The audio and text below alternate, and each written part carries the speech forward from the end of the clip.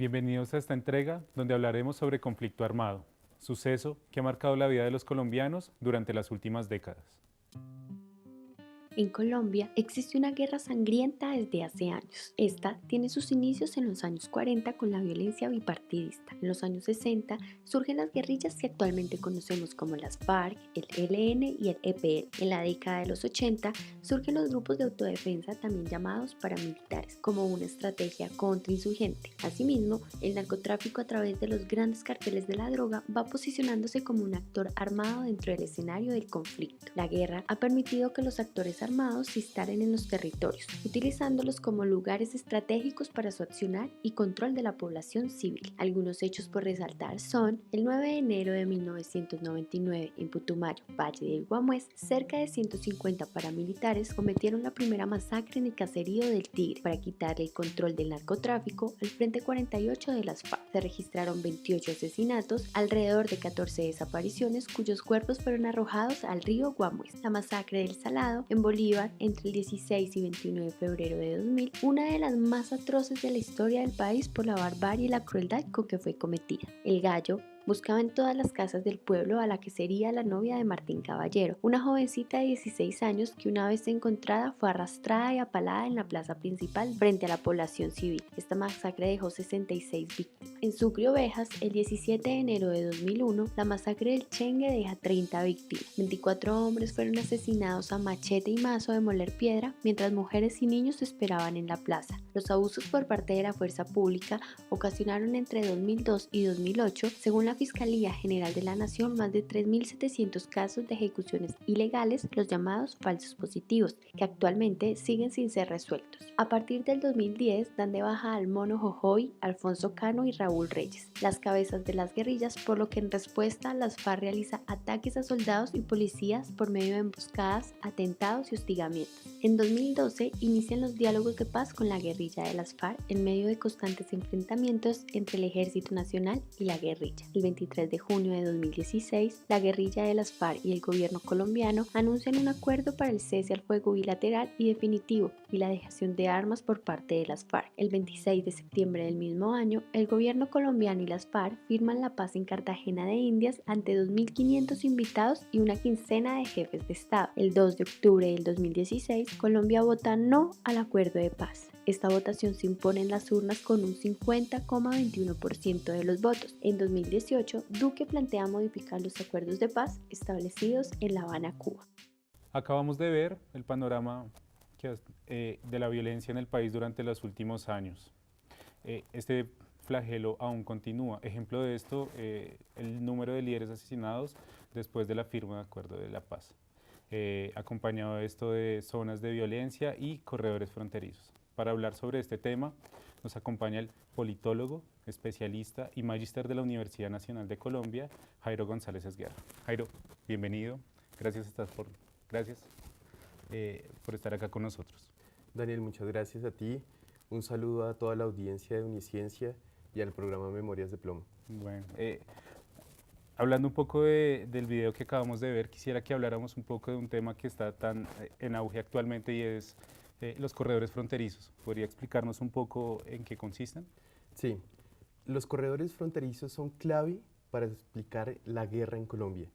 Un corredor fronterizo surge en el marco de la disputa entre actores armados y se construye para alcanzar objetivos de movilización de recursos. Sí. Entonces, el corredor fronterizo, por ejemplo, puede explicar por qué el asesinato de líderes sociales y la disputa entonces entre dos actores armados que con el asesinato del líder logran frenar de pronto la avanzada de uno u otro actor cuando el ejército entra a mediar en la disputa o a aclarar el asesinato de esos líderes. Sí. Un corredor además que moviliza distintos recursos. Pueden ser tropas, pueden ser armas, pueden ser también insumos para la producción de coca y de oro, por ejemplo. Y también, por supuesto, van a movilizar víveres para las tropas. Pero además de eso, un corredor también moviliza personas víctimas del conflicto armado. Por ejemplo, algunas modalidades como el secuestro, la desaparición forzada o el reclutamiento hablan precisamente de la movilidad que sufrieron las víctimas a través de estos corredores fronterizos. Ok, Jairo, ¿podría explicarnos o ponernos algunos ejemplos en el mapa de corredores fronterizos? En Colombia, ¿podríamos hablar? Yo creo que son claves dos corredores para explicar la guerra en Colombia. Sí, Hay un corredor que es muy importante y es el corredor que comunica el Catatumbo con el Urabá antioqueño. Ese corredor lo que hace es conectar toda la coca que se produce en el Catatumbo y que luego va a ser movida por todo el Magdalena Medio, conecta el oriente antioqueño y luego, por ejemplo, va a conectar con municipios que hoy son noticia o fueron noticia hace pocos meses, como es Ituango. sí, Ituango conecta el oriente antioqueño junto con el Urabá antioqueño. Y el Urabá antioqueño es la salida del mar, al mar Caribe, que luego entonces la droga va a poder salir hacia Centroamérica, va a poder salir hacia Norteamérica. Pero además, no solamente ha movido coca por ese corredor. Las guerrillas, por ejemplo, del ELN, de las FARC y también los grupos paramilitares, hicieron presencia sobre ese corredor. Actualmente, por ejemplo, el ELN aún hace presencia en ese corredor por la importancia que tiene el oro en el Bajo Cauca antioqueño y en el oriente antioqueño. El oro en esta región representa el 80% de la producción de oro en el país. Y del total de la producción de oro del país, ese 80% es ilegal. La mayoría se produce es ahí en Bajo Cauca y oriente antioqueño. Entonces, minerías ilegales en control de los actores armados que necesitan sacar de algún modo ese oro que producen para venderlo en Centroamérica. Ese oro también va a utilizar ese corredor. Pero hay un segundo corredor que no está asociado tanto al oro y a la minería ilegal, sino también a la coca y a la victimización, por ejemplo, el reclutamiento. Y es ese corredor que conecta el Ariari Guayabero, que luego va a conectar el sur del Tolima, el Huila, y luego la frontera con el Valle del Cauca, y allí estamos en el Océano Pacífico. Es decir, es un corredor que permitió durante varias décadas a las FARC poder sacar la coca. Además, ese corredor podía tener algunas vertientes, si lo podríamos denominar así, que son caminos que, por ejemplo, conducían a las fronteras con Ecuador y con Perú, donde también se traficaba droga. Esos dos ejemplos. Y hablando un poco, nos hablas de fronteras, pero hablemos un poco más de el interior del país. Hablemos de Cundinamarca. ¿Existe algún corredor fronterizo o un corredor, en este caso, que se encuentra en Cundinamarca? En Cundinamarca, fíjate que es muy importante entender Cundinamarca desde la estrategia de hacer la guerra en Colombia. Porque no solamente porque en Cundinamarca esté el centro administrativo y político pues, más importante como es la capital, sino que además de eso, Cundinamarca está en el centro del país. A 2 horas, por ejemplo, de Bogotá está el ombligo de Colombia, ¿no? El centro geográfico que está en Puerto López. Eso cuenta un poco la centralidad geográfica del departamento. Por el departamento, históricamente hay 2 corredores importantes. Uno ubicado al oriente del país, que es el corredor del Sumapaz. Es conocido como el corredor de Sumapaz. ¿Qué conecta ese corredor? Conecta toda la dinámica ilegal de los llanos orientales con el departamento de Arauca y los Santanderes. ¿Qué se movilizó por allí? La guerrilla movilizó tropa, la guerrilla movilizó secuestrados, pero también, por supuesto, movilizó coca hacia Venezuela, hacia el Catatumbo, y de allí entonces, en el primer corredor que habíamos visto, hacia el Urabá antioqueño. Hay otro segundo corredor que es muy clave para comprender la lógica de la guerra en Cundinamarca, y es el corredor ubicado en el occidente del departamento. Es decir, justo donde limita con el río Magdalena el departamento. Son todos estos municipios de Honda, de Guaduas, de Villeta, los municipios que luego van a conectar con Jacopí, con Pacho, y finalmente eso es el norte del departamento que va a conectar con el Caldas y el Magdalena Medio. Ese corredor va a ser muy importante tanto para la guerrilla en los años 80 y para los paramilitares también, asociado sobre todo a la guerra en donde se está incluyendo, por supuesto, asociado a las esmeraldas. Okay. Entiendo que estos corredores suenan como si fueran, nos hablas desde los años 80. Nos surge la duda de cómo logran perpetuarse estos corredores, qué permite que estos corredores se mantengan a hoy, por ejemplo. Sí. Para lograr mantener un corredor, lo más importante es hacer presencia. Si no hay presencia permanente del grupo armado en el corredor no va a funcionar. Es así como, y esto es paradójico, por ejemplo, de igual manera como cuando en Bogotá se criticaba cómo el Bronx estaba a 2 cuadras del Palacio de Justicia a 2 cuadras del Palacio de Nariño, es decir, del centro administrativo y político de Bogotá, que estuvieran pasando todas estas cosas a solo 2 cuadras. Lo mismo pasa en Cundinamarca con Bogotá. Pensemos, por ejemplo, que en Cundinamarca hicieron presencia 7 frentes de las FARC. Esos 7 frentes representaban un gran porcentaje del número de personas armadas de esta guerrilla y estaban ubicadas en Cundinamarca, es decir, las FARC tenía mucha fuerza armada en el departamento, tanto en los 2 corredores como dentro de la ciudad. Es así que entonces la presencia va a ser lo más importante, tanto para las montañas del Sumapaz como el valle del río Magdalena.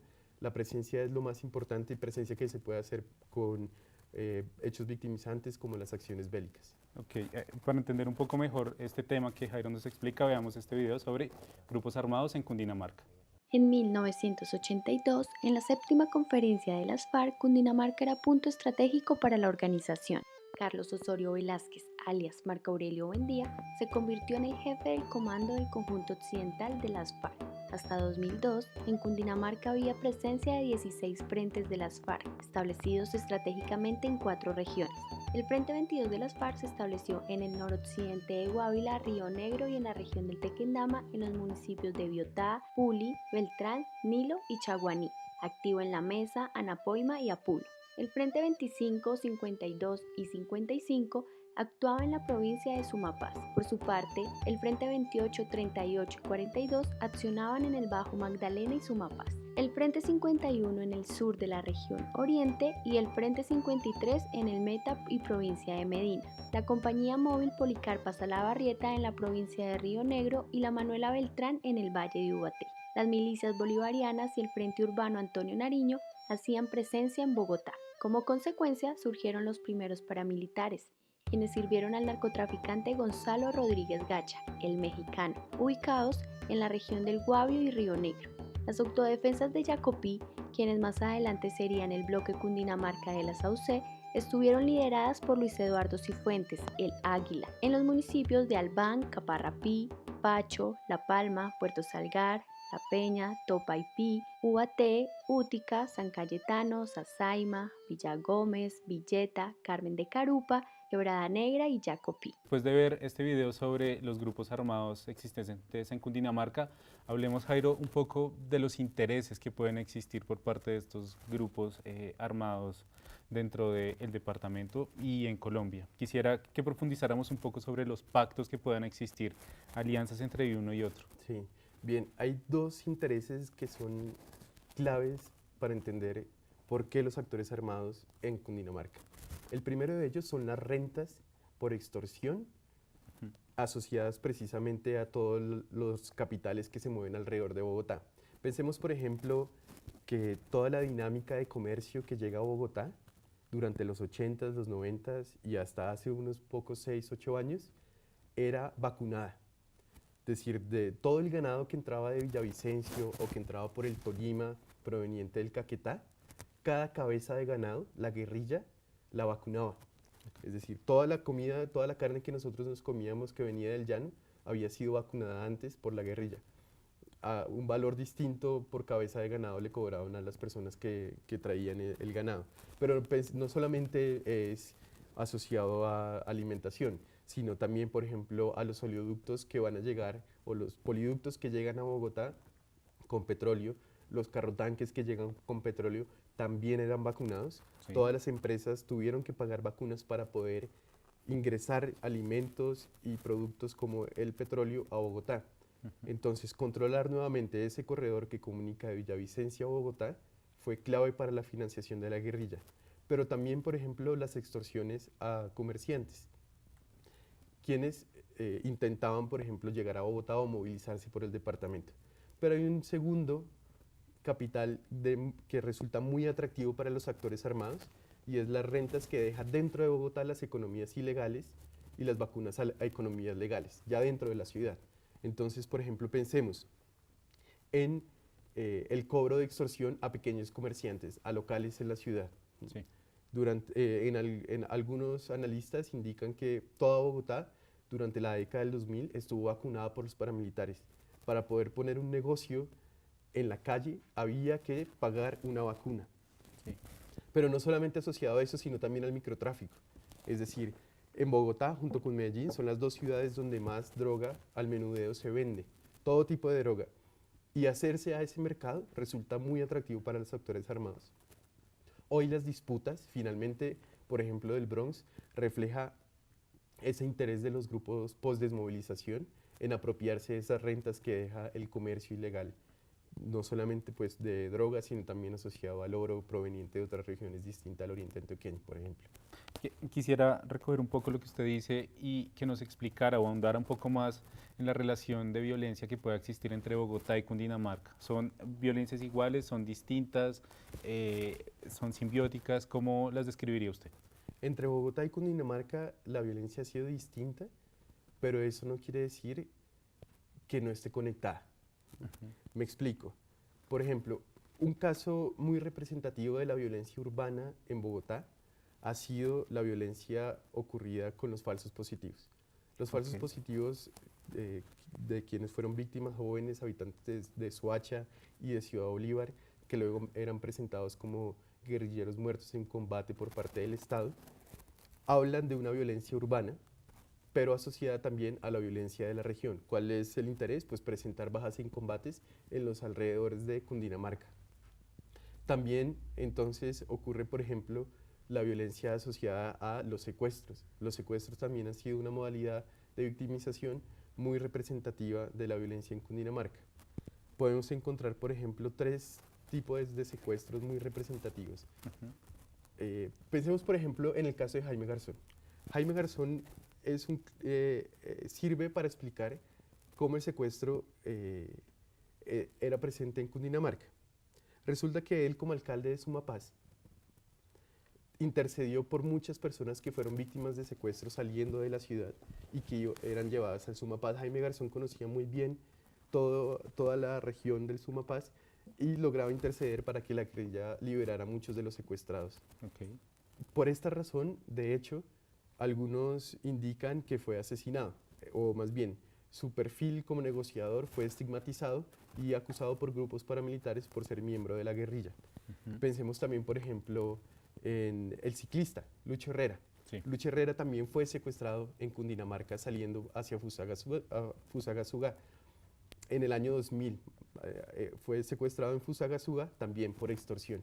Era una modalidad bastante utilizada por los grupos guerrilleros dentro de Cundinamarca, pero asociada, por supuesto, a los habitantes de Bogotá. Los guerrilleros estudiaban. El Frente 22 lo que hacía era estudiar a quienes iba a secuestrar durante varios meses. Sí. Es decir, construía el perfil de victimización y la posibilidad de establecer cuánto iba a ser el recurso que le iban a cobrar a sus familiares, por ejemplo. Hemos hablado de violencia, pero quisiera que viéramos algunos datos sobre victimización en Cundinamarca. Los grupos armados han utilizado a lo largo de los años diferentes modalidades de violencia que han dejado cerca de 80.514 desaparecidos, 37.094 víctimas de secuestro, 15.687 víctimas de violencia sexual y 262.197 muertos. Jairo, hablemos entonces ya dejemos de hablar de la violencia ahora, pensemos en el futuro. ¿Cómo está pensado Cundinamarca a partir de los acuerdos de paz? ¿Qué se habló, qué se acordó, qué viene para Cundinamarca? Daniel, es muy importante esa pregunta, primero porque en los acuerdos de paz, Cundinamarca no fue estratégica pensando en las zonas, en las zonas PEDET, es decir, en las zonas priorizadas para enfocar el desarrollo de acuerdo a la historia de victimización. Sí. ¿Por qué? Porque luego del ingreso de los paramilitares y después del 2004, en Cundinamarca se presenta un escenario no de construcción de paz, yo no lo llamaría así, sino más bien de pacificación. Es decir, donde los grupos del crimen organizado logran consolidarse en varios municipios estratégicos, desde Guaté, desde Girardot y también pensando en la Vía al Llano. Estos grupos logran estabilizar la región, las cifras de victimización bajan, pero eso no quiere decir que hayan escenarios de construcción de paz. Por supuesto, Cundinamarca también ha contribuido a otros escenarios, como es, por ejemplo, el trabajo que vienen realizando algunas organizaciones sociales, como las Madres de Soacha. Las Madres de Soacha representan hoy un ejemplo de construcción de paz, de diálogo, para el esclarecimiento histórico, pero digamos que se enfrentan también a un escenario de difícil visibilización, porque la violencia en Cundinamarca es difícil hoy de posicionar ante la opinión pública frente a otras regiones donde sí la victimización pues ha sido más visible. Claro. Bueno, y pensando en eso, ¿qué potencialidades puede tener? ¿Qué potencialidades y retos puede presentarse ahora en Cundinamarca? Ya hablamos de los acuerdos, pero hablemos de la situación de Cundinamarca en general. Sí, hay un reto muy importante en Cundinamarca y es que en el departamento se vende mucha droga. Digamos, luego de la desmovilización de los paramilitares, lo que ocurre con el fenómeno del narcomenudeo es que no solamente ya se va a presentar en ciudades, en urbes grandes como Medellín, Bogotá, Cali, sino que va a llegar a otras ciudades pequeñas, como por ejemplo Buenaventura, va a llegar a Pereira, y también en Cundinamarca el fenómeno que se ha presentado es el de la llegada de venta de droga a municipios pequeños. Estamos hablando de que eso ocurrió hace unos 10, 12 años. Esta situación es un reto para la institucionalidad porque es un factor determinante para que el crimen organizado vea potencialidades de enriquecerse en estos municipios de Cundinamarca. Hay otro escenario que es muy crítico también para Cundinamarca y es el tránsito de droga. Los corredores, aunque no existan los grupos armados como FARC y paramilitares, no han dejado de existir tampoco. Es decir, todavía por el Magdalena se mueve droga y todavía por el Magdalena se mueve también insumos para la guerra, como por ejemplo el Frente Primero. Todos los insumos que recibe pasan por Cundinamarca. El Frente Primero de las FARC, la disidencia, que está ubicada en el Ariari Guayabero. Pero además de eso, hay que pensar también en tu segunda consulta sobre las potencialidades. Y es que efectivamente en Cundinamarca existen las posibilidades y algunos municipios son ejemplo de ello. Antes, cuando uno bajaba hacia Villeta, había un municipio que se llamaba Tobia en Cundinamarca, ¿cierto? Sí. Queda más o menos bajando Villeta 20 minutos. A ese municipio no se podía ir. De hecho, nosotros éramos niños, de pronto algo lo tenemos en la memoria, pero hacia finales de los 90s, viajar por Cundinamarca de noche era imposible. Y asimismo también era muy peligroso asistir a algunos municipios para hacer turismo. Tobia es un ejemplo de ello. Tobia lo que ha hecho es construir escenarios en donde es posible hacer deportes extremos. El Río Negro, que inicialmente fue escenario de victimización paramilitar, sobre todo allá conectando con el río Magdalena, donde los paramilitares desaparecían a las personas, a sus víctimas. Hoy el Río Negro representa un escenario de construcción de paz asociado al ecoturismo. Sí. Entonces, el ecoturismo y los deportes extremos en Tobia hablan de esas posibilidades que se pueden construir. Una posibilidad que no es ajena a Cundinamarca. De hecho, muchas de las construcciones de los planes de desarrollo con enfoque territorial en sus departamentos vecinos, como por ejemplo el Tolima, como por ejemplo Arauca, están pensando el turismo, potenciar el turismo como la posibilidad de encontrar otros recursos no asociados a la guerra para que los habitantes de los municipios pues encuentren mecanismos alternativos para la sostenibilidad económica. Además de eso, también va a ser muy importante poder hacer un recuento de lo que han sido las organizaciones sociales y de víctimas del conflicto armado en Cundinamarca. Si bien hace un momento mencionábamos Soacha, también hay otras organizaciones sociales en el departamento que han buscado la visibilización de sus luchas, como en Jacopí, en La Palma, que fue un municipio cuyos habitantes fueron desterrados fueron desterrados del territorio. Sí. Y luego hasta hace unos 2004, 2005 empezó el retorno de estos habitantes. Ellos han hecho un trabajo de memoria histórica muy importante que resulta hoy un reto también para nosotros como investigadores poder visibilizar este proceso. Bueno, Jairo, lastimosamente el tiempo en televisión es muy corto, podríamos extendernos pues toda la tarde hablando, sin embargo queremos agradecerle por asistir, queremos bueno, que esté con nosotros participando activamente, a nuestros televidentes agradecerles por la sintonía, por estar con nosotros, ¿listo? Me interesa mucho la pregunta.